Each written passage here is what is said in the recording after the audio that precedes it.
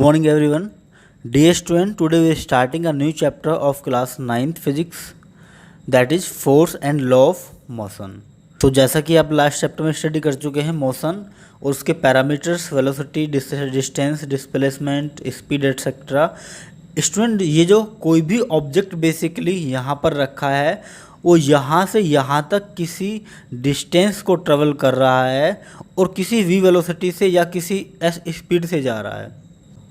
अब स्टूडेंट, ये मैं पूछना चाहता हूँ कि पहले ये ऑब्जेक्ट यहाँ पर रखा हुआ था, ये ऑब्जेक्ट इस ए पोजीशन से बी पोजीशन पे आखिर पहुँचा कैसे? क्या इस पर किसी ने कोई एक्स्ट्रा एनर्जी लगाई होगी या नहीं लगाई होगी?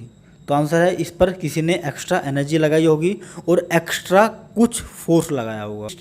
तो मोशन को कंप्लीट स्टडी करने के लिए हमें जो पैरामीटर हमने पढ़े थे उन पैरामीटर के साथ साथ फोर्स को पढ़ना भी बहुत ज़रूरी है। इसलिए मोशन को पढ़ते ही मोशन के जितने भी पैरामीटर्स आपने पढ़े हैं, velocity, distance, displacement, speed, time, acceleration, इन सब पैरामीटर्स को पढ़ने के बाद आपको फोर्स की नॉलेज होनी चाहिए कि आखिर ये जो पैरामीटर्स हमें मिल रहे थे आखिर क्यों मिल रहे थे। तो चलिए स्टार्ट करते हैं। अगर ये वीडियो आपको अच्छी लगती है तो लाइक करें, हमारे चैनल को सब्सक्राइब करें ताकि इससे भी अच्छी वीडियो आपके लिए लाते रहें। तो as you know our first topic is force. जैसा कि मैं हर वीडियो में बोलता हूँ, तो सबसे पहला क्वेश्चन हमारा ये होना चाहिए व्हाट इज फोर्स। और फोर्स जैसे मैं ये पूछता हूँ व्हाट इज फोर्स, तो आपका आंसर वही होना चाहिए जो आप पहले से बोलते हैं। क्या होना चाहिए कि फोर्स इज ए पुश और pull on a body is called force. अगर मैं किसी ऑब्जेक्ट को या तो दूर फेंक रहा हूँ, इधर से यहाँ मैं खड़ा हूँ, यहाँ से इसको दूर फेंक रहा हूँ तो इसको बोलेंगे पुश कर रहा हूँ, मैं दूर की तरफ पुश कर रहा हूँ। और इसको मैं अपनी तरफ अगर क्या कर रहा हूँ, अट्रैक्ट कर रहा हूँ, खींच रहा हूँ, तो उसको मैं बोलूँगा पुल कर रहा हूँ।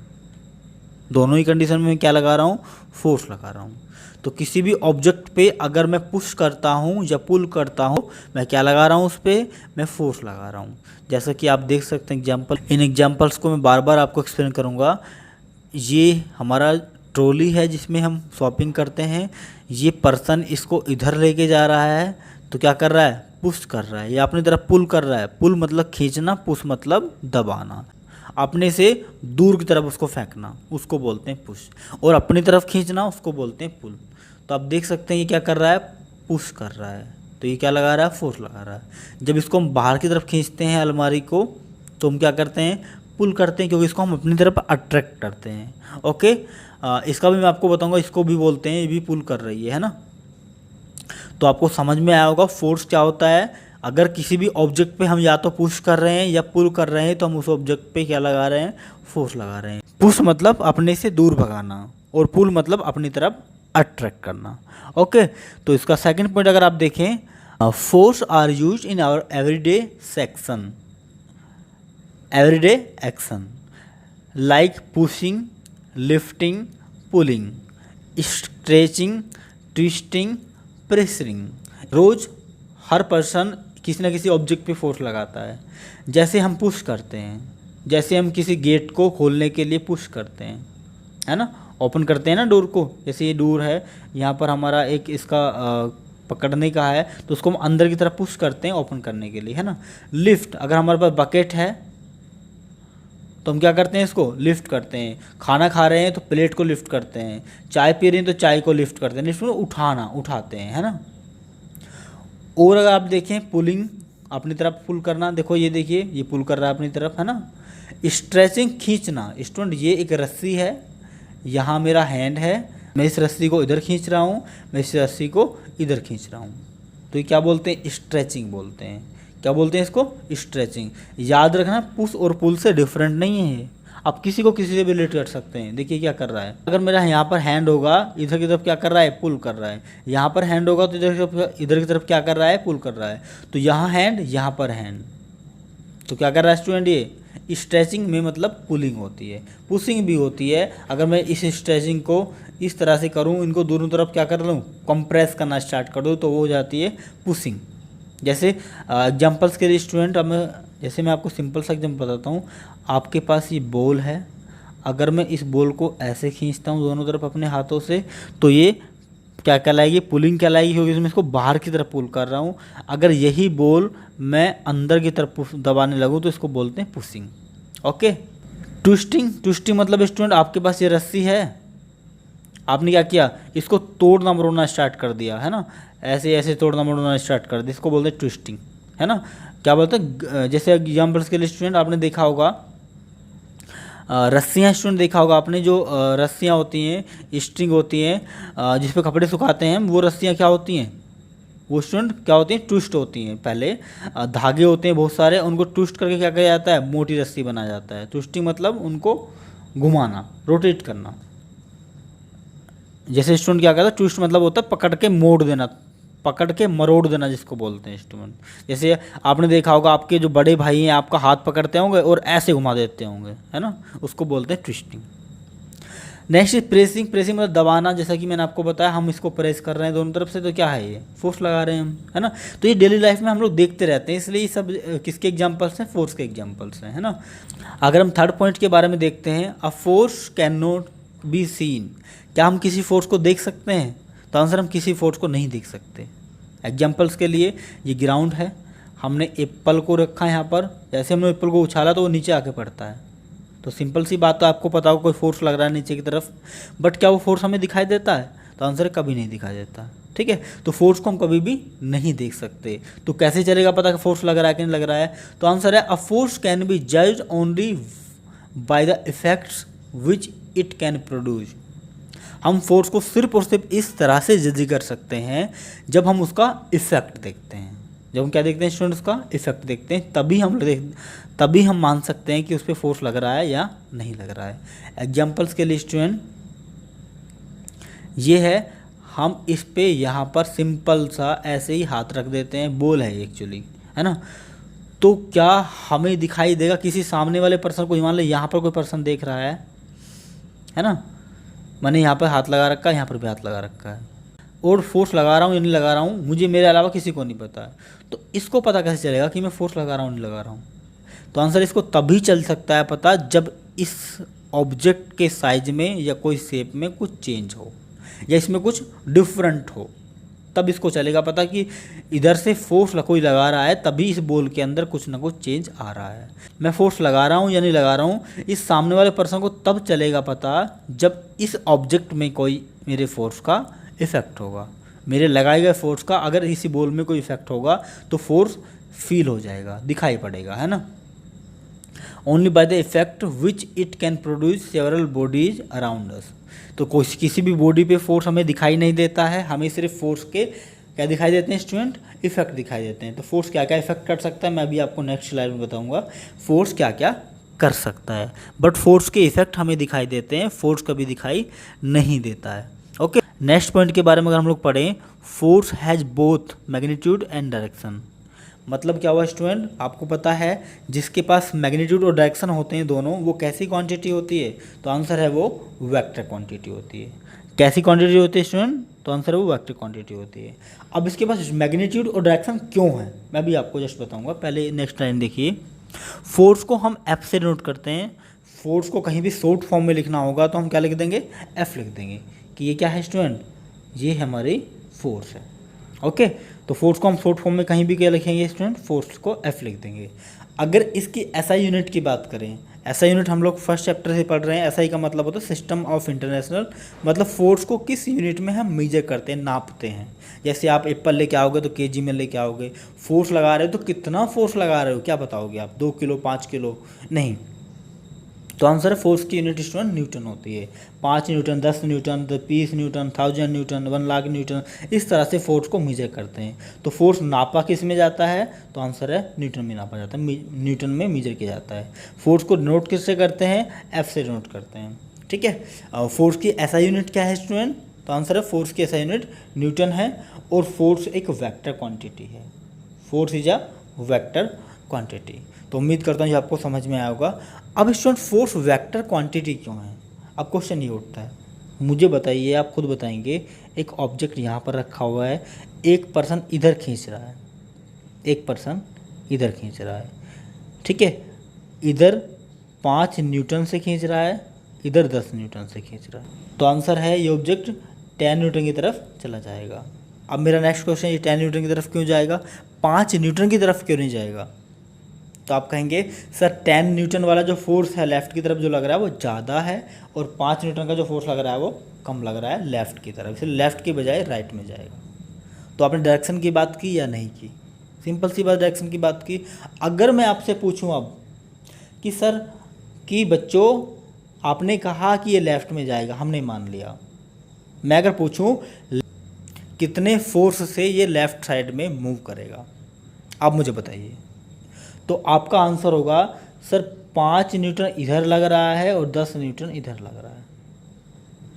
ठीक है,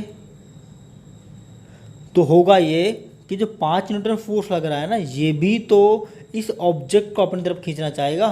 तो ये 10 न्यूटन वाला क्या कहेगा कि मैं तेरे इस 5 न्यूटन फोर्स को अभी कैंसिल कर देता हूँ, मुझ में तुझसे 5 ज़्यादा है, ले तेरे जो 5 हैं वो मैंने 5 छोड़ भी दिए, जितना तो फोर्स लगा सकता है वो 5 मैंने छोड़ भी दिए, तब भी मेरे पास 5 न्यूटन बचता है, इसलिए मैं 5 न्यूटन से इधर अपने ऑब्जेक्ट को ले जा सकता हूँ। मेरी बात समझ में आई? मतलब ऑब्जेक्ट 10 न्यूटन की तरफ क्यों जा रहा है, क्योंकि 10 न्यूटन 5 न्यूटन से ज़्यादा है, मैग्नीट्यूड ज़्यादा है। लेफ़्ट में क्यों जा रहा है, क्योंकि लेफ़्ट डायरेक्शन में 10 न्यूटन फोर्स लग रहा है जो कि 5 न्यूटन से ज़्यादा है, इसलिए ये ऑब्जेक्ट लेफ़्ट डायरेक्शन में जाएगा। अब आपको समझ में आ गया होगा कि हमें फोर्स में डायरेक्शन की ज़रूरत क्यों पड़ती है। स्टूडेंट, मैं अगर आपको एक और एग्जांपल की बात करूं, आप इसको ओपन कर रहे हैं, एक पर्सन आया इस पे अंदर की तरफ फोर्स लगाने लगा, एक पर्सन आया इसमें बाहर की तरफ फोर्स लगाने लगा। बताइए क्या दोनों में से कोई सा एक ऐसा है जो फोर्स नहीं लगा रहा है? तो आप कहेंगे सर फोर्स तो दोनों लगा रहे हैं। तो मुझे बताइए ये ओपन होगा या नहीं होगा? तो आप कहेंगे सर जब इसको आउटसाइड ओपन करेगा तब वो ओपन होगा, जब इनसाइड करेगा तो ओपन नहीं होगा। क्यों नहीं होगा? क्या हम अंदर की तरफ फोर्स नहीं लगा रहे हैं? तो आंसर लगा रहे हैं। क्या हम बाहर की तरफ फोर्स नहीं लगा रहे हैं? तो आंसर बाहर की तरफ भी लगा रहे हैं। तो क्यों अंदर की तरफ खींचने से ये नहीं ओपन होगा, बाहर की तरफ खींचने से ये ओपन होगा? तो आंसर है फोर्स में डायरेक्शन भी मैटर करती है। हमें जिस डायरेक्शन में वो ओपन होता है सिर्फ उसी डायरेक्शन में फोर्स लगाना पड़ेगा, तब तो वो ओपन होगा। अगर हम अदर डायरेक्शन में फोर्स लगाते हैं तब वो ओपन नहीं होगा। अगर हम इसके एग्जांपल देखना चाहें तो आपको पता है ये पर्सन पुश कर रहा है इसको, ट्रॉली को इधर की तरफ। अगर हम इसकी बात करें तो इसमें इसको हमें क्या करना पड़ता है, पुल करना पड़ता है, खींचना पड़ता है। इसकी अगर हम बात करते हैं स्टूडेंट, तो ये पुश भी करती है, पुल भी करती है। जैसे जब अपनी बॉल को यहाँ से अपने पास लेके आएगी तो ये क्या करेगी, पुल करके लेके आएगी, और जैसे ही इसमें छक्का मारती है खींच के बहुत ज़ोर का, तो वो क्या करती है स्टूडेंट, तब वो इसको पुश कर देती है, दूर भगा देती है। तो ये सब था फोर्स के बारे में स्टूडेंट। मैं एक बार रिवाइज कराता हूँ, फोर्स क्या होता है, पुश या पुल।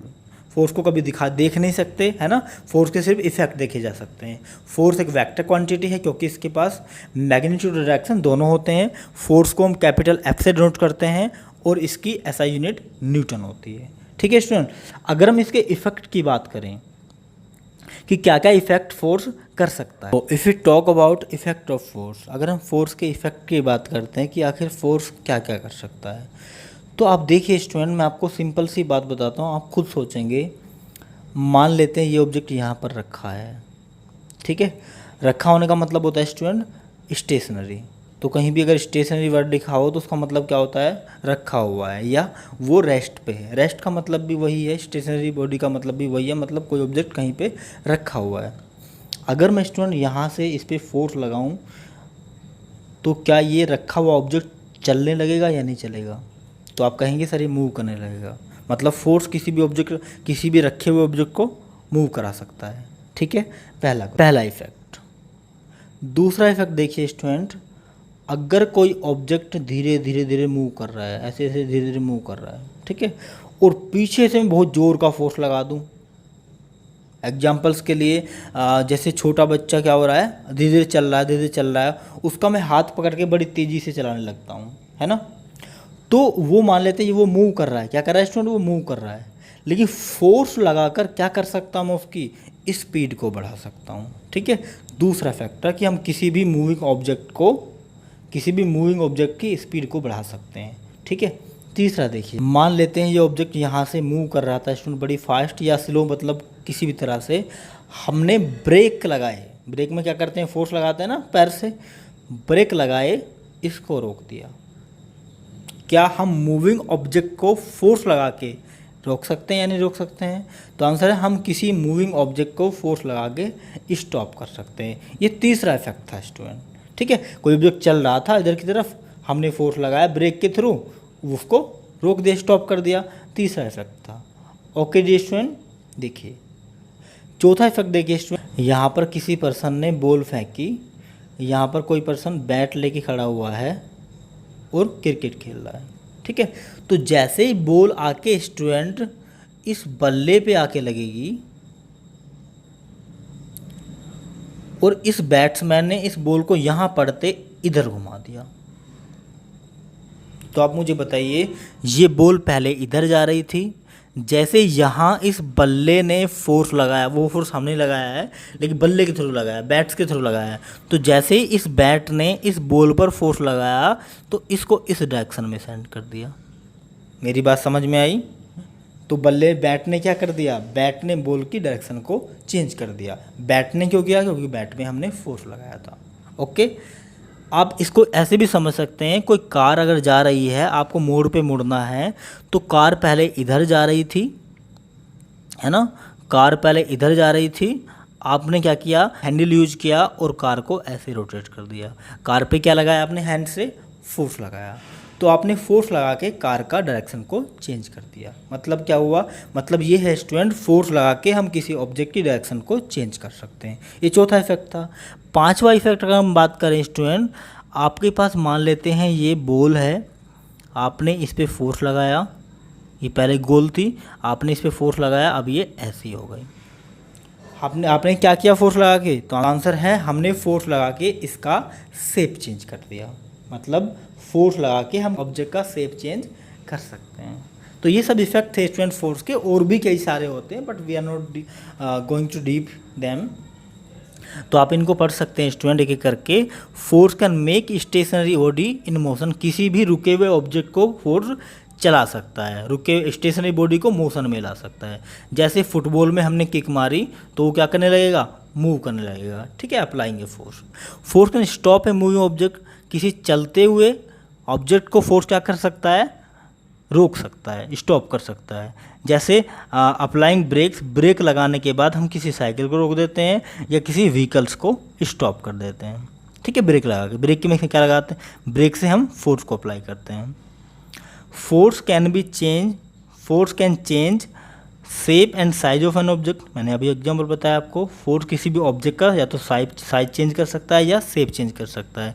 जैसे हम हैमर मार के, हथौड़ा मार के किसी मेटल के पीस का शेप चेंज कर देते हैं, उसको चाकू बना देते हैं, उसको तलवार बना देते हैं, उसको बहुत सारी चीज़ें बना देते हैं ना, स्टोन को तोड़ देते हैं, साइज चेंज कर देते हैं स्टूडेंट। तो ये सब क्या है, फोर्स जो होता है बेसिकली वो साइज को या शेप को चेंज कर देता है।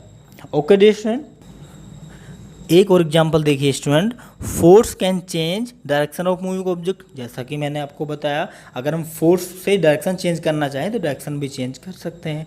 जैसे फोर्स को अप्लाई करके हम किसी भी हैंडल के थ्रू किसी भी साइकिल की डायरेक्शन चेंज कर सकते हैं, किसी भी कार की डायरेक्शन चेंज कर सकते हैं स्टीयरिंग के थ्रू, है ना, किसी भी बॉल की डायरेक्शन चेंज कर सकते हैं बैटिंग के थ्रू। तो इस तरह से हम फोर्स लगा के किसी ऑब्जेक्ट की डायरेक्शन को चेंज भी कर सकते हैं। एक और student, force can change the speed of body.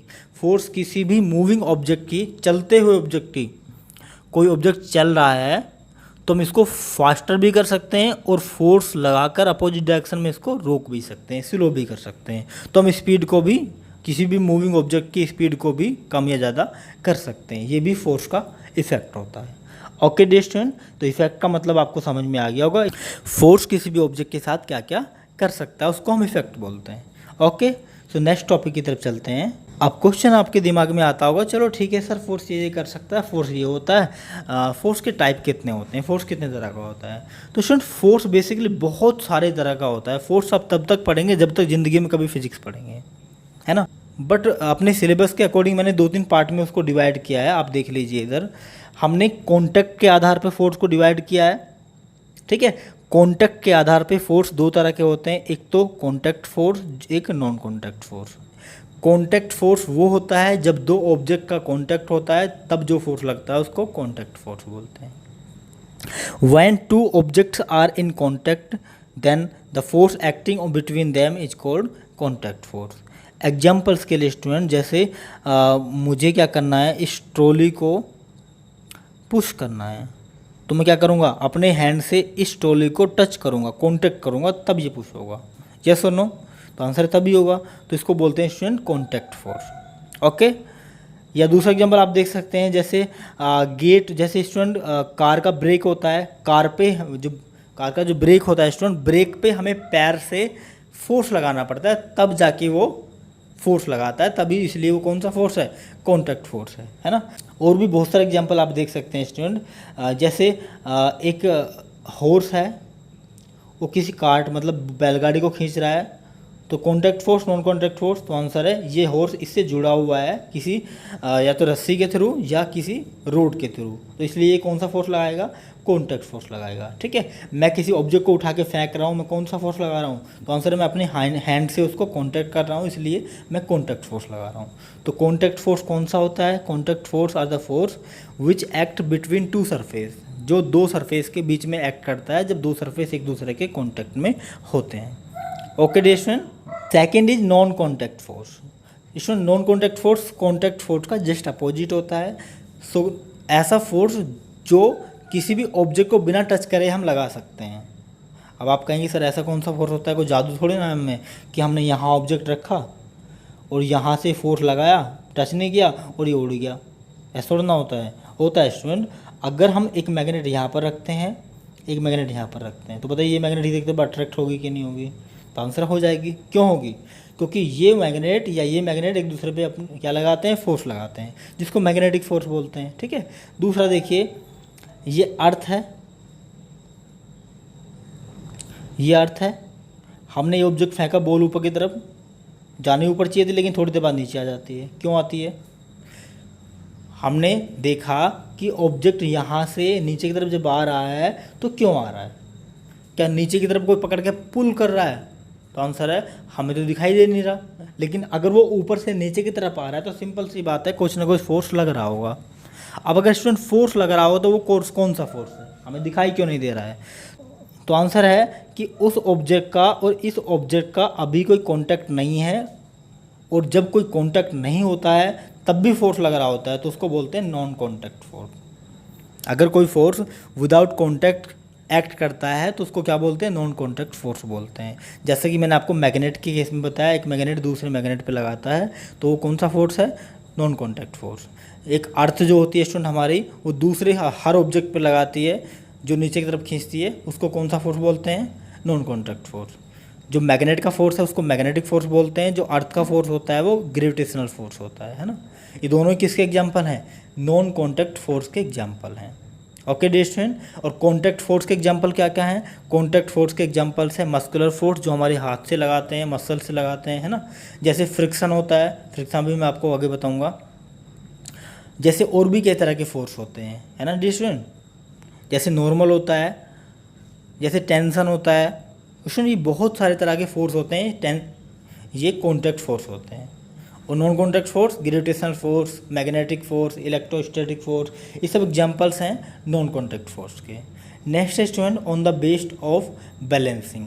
अगर मैं बैलेंसिंग के आधार पर फोर्स को डिवाइड करूं तो फोर्स को दो पार्ट में डिवाइड करता हूं। बैलेंसिंग मतलब स्टूडेंट कोई ऑब्जेक्ट बैलेंस रखा है या अनबैलेंस है। जैसे चलते चलते कभी आप गिर जाते हैं तो अनबैलेंसिंग होती है, आप प्रॉपर चल रहे हैं बिना गिरे तो वो बैलेंसिंग में चल रहे हैं। ठीक है। तो बैलेंस और अनबैलेंस फोर्स को हमें थोड़ा सा डीप में पढ़ना है, तो इनकी डेफिनेशन देखते हैं हम।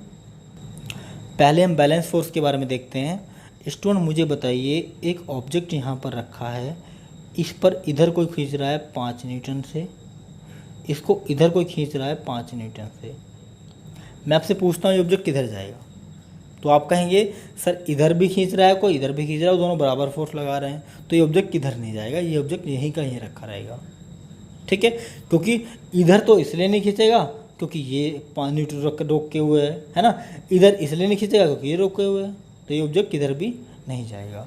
तो शुरू मैं आपसे पूछना चाहूँ ये ऑब्जेक्ट क्यों नहीं जा रहा है, तो आप कहेंगे क्योंकि इसमें दो फोर्स और इक्वल दो, तो आप कहेंगे कि इसमें 2 equal and opposite force act कर रहे हैं, मतलब 2 फोर्स तो लगे हैं और इक्वल भी हैं, लेकिन दोनों अपोजिट डायरेक्शन में लग रहे हैं, एक राइट में ले जाना चाह रहा है तो एक लेफ्ट में ले जाना चाह रहा है। इस कंडीशन में दोनों फोर्स एक दूसरे को कैंसिल आउट कर देंगे और टोटल फोर्स हो जाता है स्टूडेंट 0। कितना आता है टोटल फोर्स? 0 आता है। ठीक है, तो हम कह सकते हैं कि बैलेंस फोर्स है। हम कह सकते हैं स्टूडेंट कि इस ऑब्जेक्ट पे जो फोर्स है वो बैलेंस है, जितना इधर है उतना ही इधर है। नेट फोर्स कितना होना चाहिए? नेट फोर्स मतलब टोटल फोर्स कितना होना चाहिए? तो आप कहेंगे 10 न्यूटन। नहीं, देखिए 5 इधर लग रहा है, 5 इधर लग रहा है। ऐसे समझिए आप 5 रुपये किसी से ले रहे हैं, 5 रुपये किसी को दे रहे हैं, तो आपके पास 10 रुपये हो गए क्या? नहीं, आपने 5 जो लिए वही तो दे दिए, टोटल कितने बचे आपके पास? 0। तो इस ऑब्जेक्ट पे जो स्टूडेंट फोर्स लग रहा है टोटल वो 0 न्यूटन लग रहा है।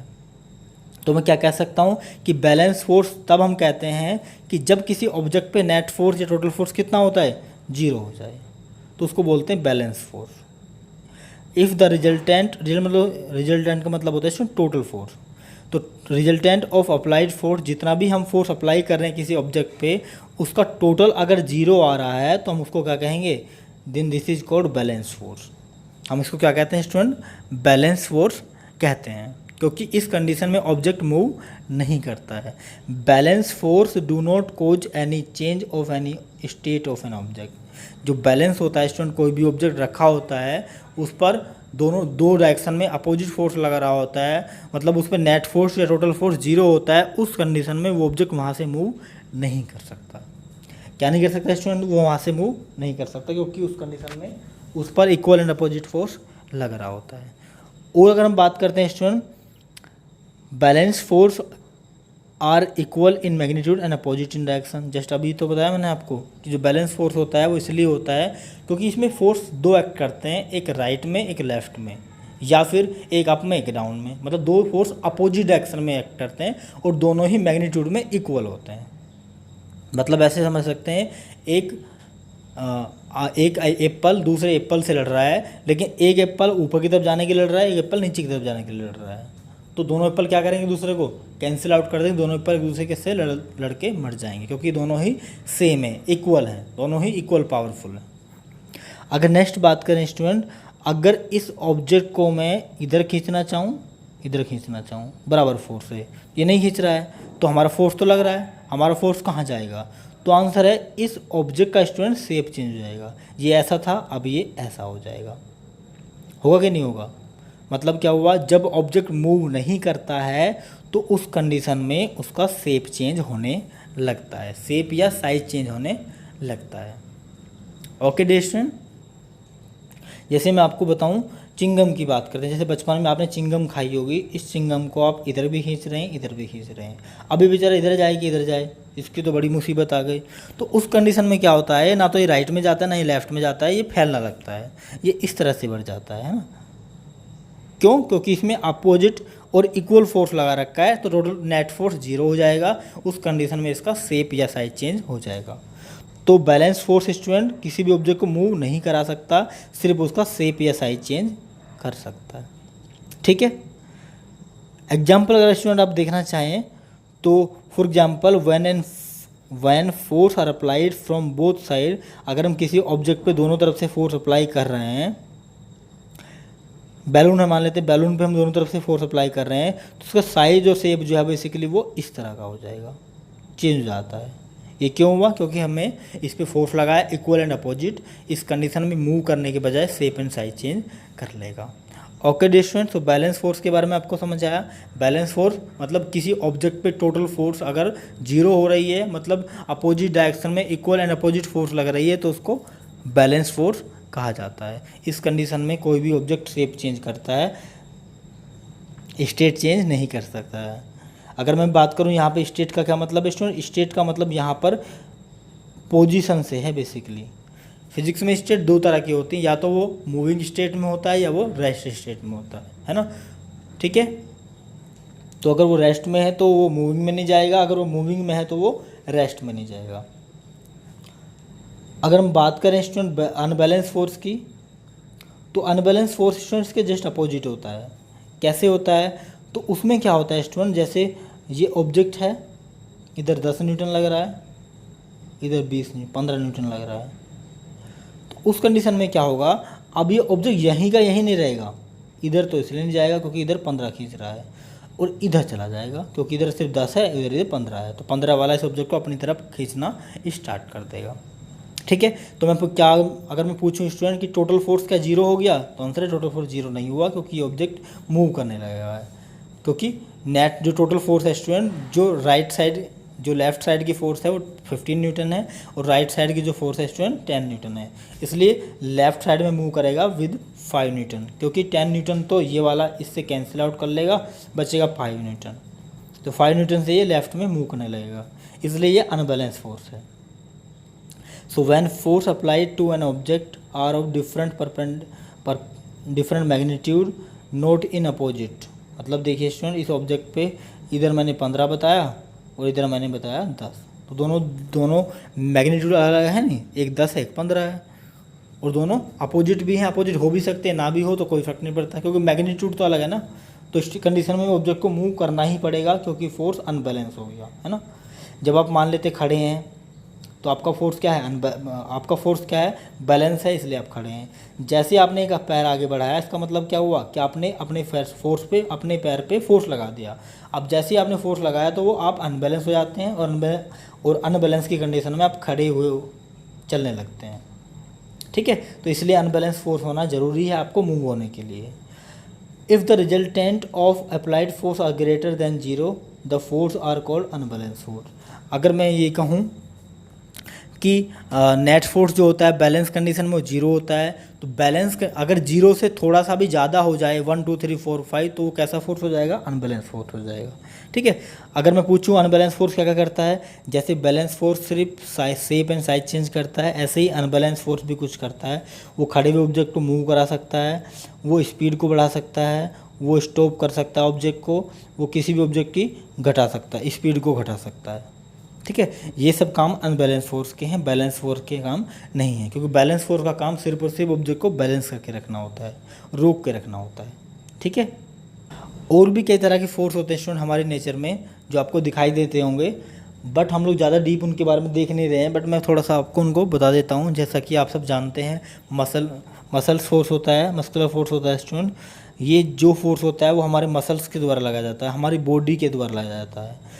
तो the force obtained by the working of human body, जो ह्यूमन बॉडी होती है स्टूडेंट, अगर वो कोई भी फोर्स लगाती है किसी ऑब्जेक्ट को उठाने के लिए, फेंकने के लिए, चलाने के लिए, पुश करने के लिए, पुल करने के लिए, तो जो फोर्स लगाती है कौन सा लगाती है ह्यूमन बॉडी, वो लगाती है मस्कुलर फोर्स। ठीक है, तो मसल फोर्स आपको समझ में आई होगी जो ह्यूमन बॉडी लगाती है। सेकंड है ग्रेविटेशनल फोर्स। ये तो मैंने आपको जस्ट अभी बताया था स्टूडेंट, वो फोर्स जो अर्थ लगाती है सभी ऑब्जेक्ट पे अपनी तरफ खींचने के लिए, है ना। अर्थ सभी ऑब्जेक्ट को अपनी तरफ खींचती है, क्यों, क्योंकि ग्रेविटेशनल फोर्स वो दूसरे ऑब्जेक्ट पे लगाती है। तो द फोर्स अप्लाइड बाय अर्थ, जो फोर्स होता है अर्थ के द्वारा किसी ऑब्जेक्ट पे लगाया हुआ नीचे की तरफ खींचने के लिए, उसको ग्रेविटेशनल फोर्स बोलते हैं। ठीक है, द फोर्स अप्लाइड बाय अर्थ, किसी भी ऑब्जेक्ट पे अर्थ के द्वारा लगाए गए फोर्स के कारण अगर कोई ऑब्जेक्ट नीचे की तरफ आता है तो उसको हम ग्रेविटेशनल फोर्स बोलते हैं। नेक्स्ट स्टूडेंट फ्रिक्शन फोर्स, इसका भी मैंने आपको जस्ट जिक्र किया था। फ्रिक्शन लगता है स्टूडेंट, मान लेते हैं ये आपके पास बुक है, ये आपके पास टेबल है, तो आपने इस टेबल पे क्या रखी है, बुक रखी है। तो स्टूडेंट मुझे एक चीज़ बताइए आप, क्या जब आप इस बुक को इधर खींचते हैं तो यहाँ पर कुछ आवाज़ आती है साइड की या नहीं आती है? आंसर आती होगी। ये क्यों होती है? क्योंकि जब हम इस बुक को इधर खींचना चाह रहे हैं तो इसका जो सरफेस है ये वाला, ये सरफेस इस बुक को इधर खींचना चाहता है। क्यों इधर खींचना चाहता है? क्योंकि वो आपके द्वारा इस बुक को खींचना नहीं देना चाहता। मतलब ये स्टूडेंट कि आप जो इस बुक को खींचना चाहते हैं, ये जो फ्रिक्शन होता है बेसिकली ये नहीं चाहता कि आप इस बुक को अपनी तरफ इसको खींचें, पुल करें। ठीक है, तो कहने का मतलब ये होता है स्टूडेंट, फ्रिक्शन फोर्स जो होता है वो हमेशा जिधर भी हम मूव करते हैं उसके अपोजिट डायरेक्शन में हमें रोकने की कोशिश करता है। जैसे एग्जांपल्स के लिए कोई पर्सन है वो इधर जा रहा है तो फ्रिक्शन किधर लगेगा? इधर लगेगा। मान लीजिए कोई पर्सन है वो इधर जा रहा है तो फ्रिक्शन किधर लगेगा? उधर लगेगा। ठीक है, अपोजिट डायरेक्शन। मान लेते हैं कोई पर्सन है इधर जा रहा है तो फ्रिक्शन किधर लगेगा? डाउनवर्ड। ओके, कोई पर्सन है वो इधर जा रहा है तो फ्रिक्शन किधर लगेगा, फ्रिक्शन इस डायरेक्शन में। तो इसमें फ्रिक्शन जो होता है वो हमारे मोशन के जस्ट अपोजिट लगता है। जिधर भी हम किसी ऑब्जेक्ट को मूव कराना चाहते हैं उस ऑब्जेक्ट के अपोजिट डायरेक्शन में जस्ट जो फोर्स लगता है उसको बोलते हैं फ्रिक्शन फोर्स। ये कहीं कहीं बहुत ज़्यादा होता है, कहीं बहुत कम होता है ना। जैसे आप क्या करें, किसी बड़ी चीज़ को खींचना स्टार्ट करें तो उसको क्या करेंगे स्टूडेंट, आपको उसको खींचने में बड़ी समस्या होगी, क्योंकि जो ग्राउंड पे जहाँ पर वो टच है नीचे की तरफ वहाँ पर इसके सरफेस पर क्या लगा रहा होगा, फ्रिक्शन फोर्स लगा रहा होगा। इसलिए ये फ्रिक्शन फोर्स क्या करता है, किसी भी ऑब्जेक्ट के मोशन को अपोज करता है। The force which oppose the motion, जो हमेशा दूसरे के ऑब्जेक्ट के मोशन को अपोज करता है, चलने नहीं देना चाहता है, उसको बोलते हैं फ्रिक्शन फोर्स। एक और होता है स्टूडेंट ड्रैग फोर्स। ये कौन सा फोर्स होता है सर, स्टूडेंट जब भी कोई ऑब्जेक्ट एयर में चलता है या वाटर में चलता है तो स्टूडेंट होता क्या है, वाटर उस पर फोर्स लगाता है उसको रोकने के लिए, एयर उस पर फोर्स लगाता है उसको रोकने के लिए, उस फोर्स को हम ड्रैग फोर्स बोलते हैं। जैसे आप बाइक पे जा रहे हैं, मान लेते हैं बड़ी तेज़ बाइक चला रखी, तो क्या आपकी बॉडी पे एयर स्ट्राइक कर रही होगी या नहीं कर रही होगी, तो आंसर एयर स्ट्राइक कर रही होगी। अगर एयर स्ट्राइक कर रही है तो आपको रोकना चाहती है। अब मुझे ये बताइए एयर स्ट्राइक करती किधर है, मान लें आप इधर जा रहे हैं, मान लें आप इधर जा रहे हैं तो एयर स्ट्राइक किधर करेगी, एयर स्ट्राइक इस तरफ करती है, ठीक है। तो ये क्या लगा रहा है, ये इधर फोर्स लगा रहा है आपको रोकने के लिए। आप इधर जा रहे हैं तो इधर लगती है, मतलब ये फ्रिक्शन फोर्स की तरह ही है। लेकिन ये फोर्स वो होता है जो कौन लगाता है स्टूडेंट, जो या तो लिक्विड लगाते हैं वाटर वगैरह या फिर एयर लगाती है किसी भी ऑब्जेक्ट को रोकने के लिए, उसको क्या बोलते हैं, ड्रैग फोर्स बोलते हैं, ठीक है। मस्कुलर फोर्स वो जो हमारे बॉडी के द्वारा लगती है किसी भी ऑब्जेक्ट पे, ग्रेविटेशनल फोर्स वो जो अर्थ लगाती है दूसरे ऑब्जेक्ट पे, फ्रिक्शन फोर्स वो जो एक सरफेस दूसरे सरफेस पे लगाता है मूव करने के कारण, मूव ना होने देने के कारण। ड्रैग फोर्स स्टूडेंट जो कोई भी लिक्विड या एयर लगाती है किसी ऑब्जेक्ट पे। नेक्स्ट हमारा इंपॉर्टेंट टॉपिक है student Newton's law of motion. जैसे कि आपने देखा होगा लॉ ऑफ मोशन इसका चैप्टर का नाम है, तो Newton's law of motion. Newton's के बिना स्टूडेंट मैकेनिक्स जो होती है या ये वाली जो फिजिक्स होती है जो आप पढ़ रहे हैं, मास वाली फिजिक्स जो होती है, फोर्स वाली जो फिजिक्स होती है, न्यूटन के बिना इम्पॉसिबल है। क्योंकि ये सब इन्वेंट करने वाले साइंटिस्ट कौन थे स्टूडेंट, न्यूटन थे, ठीक है। तो न्यूटन ने 3 नियम दिए थे basically. Newton's law of motion में 3 लॉ हैं। Newton's gives 3 law to us, जिनको हमने क्या कहा, Newton's law of motion. Newton has given 3 law. Newton ने क्या किया, हमें 3 नियम दिए थे क्या करने के लिए, to define the motion of body, किसी भी बॉडी का मोशन स्टडी करने के लिए, डिफाइन करने के लिए हमें 3 नियम दिए थे। इनको बोलते हैं न्यूटन्स लॉ ऑफ मोशन। तो सबसे पहले देखते हैं स्टूडेंट हम न्यूटन्स का फर्स्ट लॉ क्या होता है। न्यूटन्स फर्स्ट लॉ, तो स्टूडेंट न्यूटन का फर्स्ट लॉ ये कहता है, आप पे ये बड़ा सूटेबल होता है स्टूडेंट लाइफ में बड़ा सूटेबल होता है। क्या कहता है स्टूडेंट, ये कहता है आप अगर सोना चाहते हैं, अगर आप सो रहे हैं तो आप सोते रहना चाहते हैं जब तक आपका मन ना करे। अगर आप खेल रहे हैं तो आप चाहते हैं खेलते रहें, है ना। अगर आप खाना खा रहे हैं तो आप चाहते हैं खाना खाते रहें। ये क्या है स्टूडेंट, ये बेसिकली आपकी इच्छा है, हमारे अंदर की स्टूडेंट ये एक इच्छा है। तो ऐसे ही न्यूटन साहब ने कहा बॉडी या ऑब्जेक्ट के लिए कि अगर मैंने ये किताब यहाँ पर रखी है तो ये किताब यहीं पर रखी रहेगी जब तक मैं इसको टच नहीं करूँगा। जैसे स्टूडेंट अर्थ हमारी सन के चक्कर लगाती है तो वो तब तक लगाती रहेगी जब तक उसको कोई रोक ना दे, लेकिन रोकना उसको पॉसिबल नहीं है ना। तो बेसिकली हो क्या रहा है स्टूडेंट, अगर हम किसी कार से इधर जा रहे हैं और अचानक से हमने इधर मोड़ दिया तो क्या होगा, हम जाके इधर पड़ेंगे, होगा कि नहीं होगा। हम जैसे ही हम अचानक से मुड़ते हैं तो हम सामने की डायरेक्शन में झुक जाते हैं, हम इधर की तरफ साइड में क्या हो जाते हैं, झुक जाते हैं। क्यों होता है स्टूडेंट ऐसा, अगर हम स्टूडेंट सीधे भाग रहे हैं और अचानक से मुड़ना चाहते हैं तो होगा क्या, आप अचानक से नहीं मुड़ सकते, आपको ऐसे लेके चलना पड़ेगा। मतलब क्या हुआ स्टूडेंट, मतलब ये हुआ कि अगर कोई ऑब्जेक्ट कहीं पे रखा है तो वहीं रखा रहना चाहता है। अब अगर कोई ऑब्जेक्ट अपनी मर्जी से मूव कर रहा है तो मूव करते रहना चाहता है। अगर कोई ऑब्जेक्ट क्या कर रहा है, डायरेक्शन चेंज कर रहा है अपनी, तो अपनी डायरेक्शन में बने रहना चाहता है। ये 3 तरह की चीज़ें न्यूटन फर्स्ट लॉ में इंक्लूड हैं। क्या कहा न्यूटन साहब ने ये कहा कि a body at rest will remain in rest. अगर कोई बॉडी रेस्ट पे है, मतलब रखी हुई है, स्टेशनरी है, तो स्टेशनरी या रेस्ट पे बनी रहना चाहती है। अगर कोई बॉडी मोशन में है तो मोशन बनी रहना चाहती है स्ट्रेट लाइन के with uniform speed unless it is compelled bye an external force, जब तक कि इन पर कोई बाहर से मैं फोर्स ना लगा दूँ। मतलब ये ऑब्जेक्ट यहाँ पर रखा है, अगर मैं इसको उठा के यहाँ से यहाँ फेंक दूँ तो वो चला जाएगा, नहीं फेंकूँगा तो वहीं का वहीं रखा रहेगा।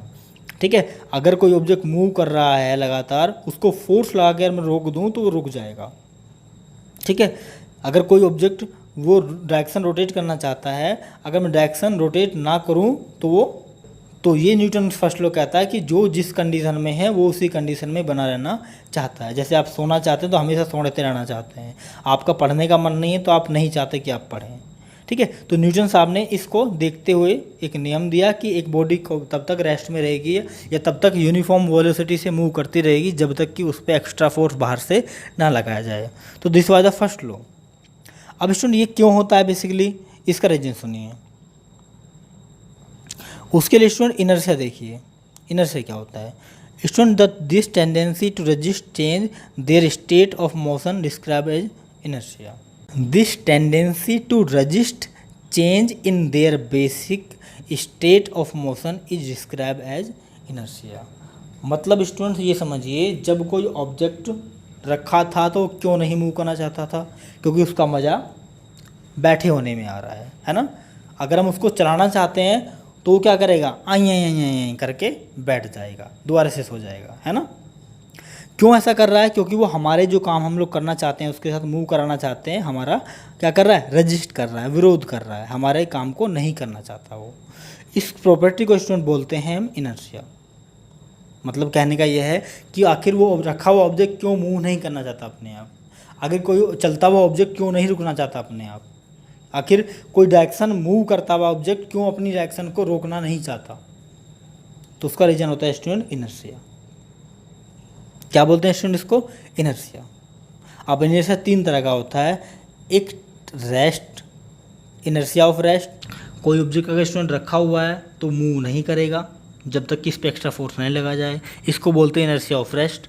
तो when a resistance is offered by the body to continue in the state of rest, अगर कोई ऑब्जेक्ट रेस्ट पे है और वो रेस्ट ही पे बना रहना चाहता है, अपने स्टेट में बना रहना चाहता है, तो जब तक कि उस पर एक्सटर्नल फोर्स ना लगाया जाए तो हम कहेंगे कि वो इनर्शिया ऑफ रेस्ट में है।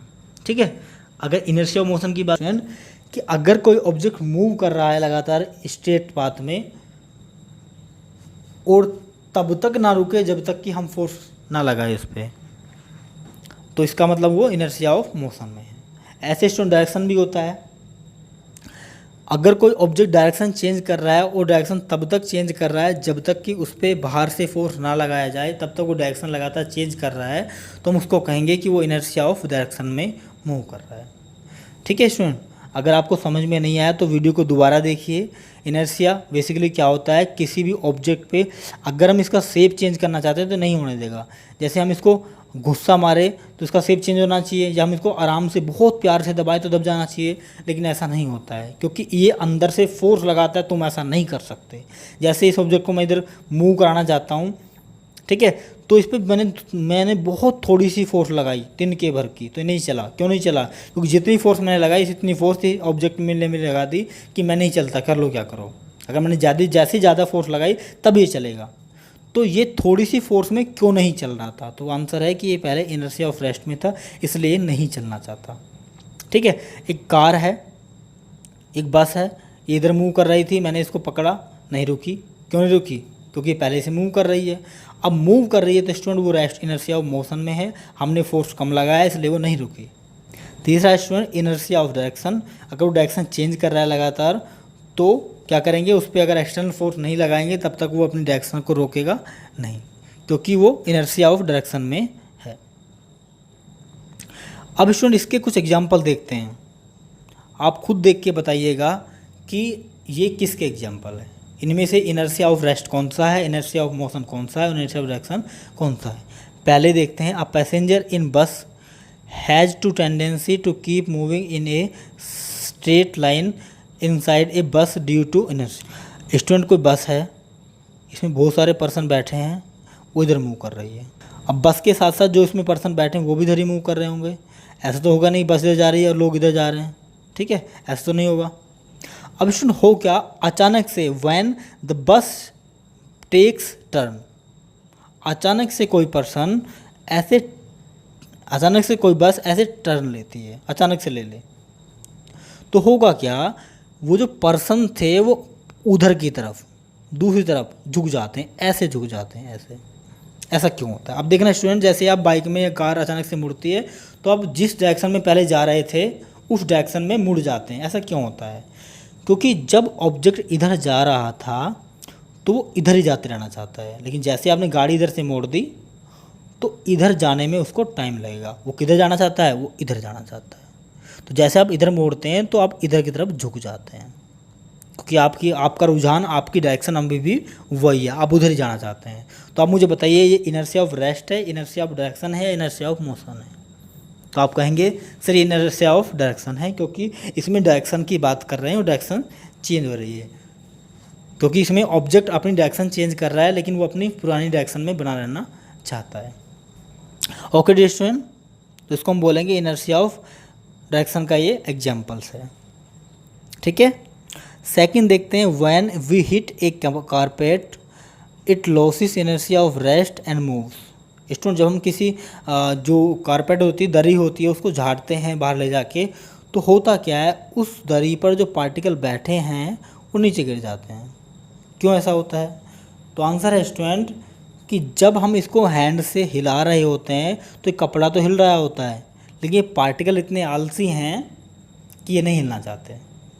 अब जैसे ये कपड़ा था, हम इसको ऐसे ऐसे हिला रहे थे, ठीक है, तो कपड़ा हिल रहा था, लेकिन यहाँ जो पार्टिकल इस पर बैठा था वो पार्टिकल इधर जब गया ये कपड़ा तो उसके साथ नहीं गया। अब जैसे स्टूडेंट ये कपड़ा इधर पहुँचा तो पार्टिकल तो अभी भी यहीं है या नहीं? तो पार्टिकल यहाँ से नीचे गिर जाता है, ठीक है। जैसे ही हमने इस कपड़े को स्टूडेंट इधर की तरफ मूव किया तो पार्टिकल तो अभी भी यहीं है, क्योंकि पार्टिकल मूव नहीं करना चाहता, रेस्ट में है वो, तो यहाँ से पार्टिकल नीचे गिर गया। मतलब क्या हुआ स्टूडेंट, हम इस कारपेट को ऐसे ऐसे घुमा रहे हैं, हिला रहे हैं, लेकिन इस कारपेट के साथ साथ उसके पार्टिकल रोटेट या उसके पार्टिकल मूव नहीं कर रहे हैं, क्योंकि वो पार्टिकल किस में है? रेस्ट में। वो पार्टिकल हमेशा उसके रेस्ट में ही रहना चाहते हैं। तो अब मुझे बताइए स्टूडेंट, ये किसका एग्जाम्पल है? When we hit a carpet, जब हम किसी कारपेट को मारते हैं या उसको झाड़ते हैं तो उसमें इनर्शिया ऑफ रेस्ट की हमें कंडीशन दिखाई देती है। क्यों? क्योंकि जो पार्टिकल्स होते हैं स्टूडेंट, रेस्ट पार्टिकल कारपेट के बीच में वहीं के वहीं चिपके रहना चाहते हैं, लेकिन ऐसा होता नहीं है, वहाँ से वो झड़ जाते हैं, ठीक है। तो ये किसका एग्जाम्पल है? इनर्शिया ऑफ रेस्ट का। अगर नेक्स्ट देखते हैं student, due to inertia of motion even when a car stop, जैसे कार अचानक चल रही है, अचानक से आप रोक दें तो क्या होगा? आप आगे की तरफ झुक जाते हैं। क्यों झुकते हैं? क्योंकि आप आगे की तरफ मोशन कर रहे हैं, लेकिन कार रुक गई। कार में तो ब्रेक है, आप में ब्रेक नहीं है, तो कार रुक गई, लेकिन आप अभी भी आगे की तरफ मूव करना चाहते हैं, ठीक है। तो आप अगर आगे की तरफ मूव करना चाहते हैं तो आप इनर्शिया ऑफ डायरेक्शन, लेकिन जैसे ही कार रुकी, कार तो रुक गई, लेकिन आप अभी भी सीधे डायरेक्शन में मूव करते रहना चाहते हैं। मैंने 2 एग्जाम्पल लिए हैं, आप उनको भी पहचानिए स्टूडेंट। ये आपका होमवर्क है, आप इन 2 एग्जाम्पल्स को समझाइए कि इनर्शिया ऑफ रेस्ट है, इनर्शिया ऑफ मोशन है या इनर्शिया ऑफ डायरेक्शन है। आप इनका आंसर लिख के कमेंट बॉक्स में कमेंट करिए और नोटबुक में भी इनको लिखिए। सो आज के लिए इतना ही।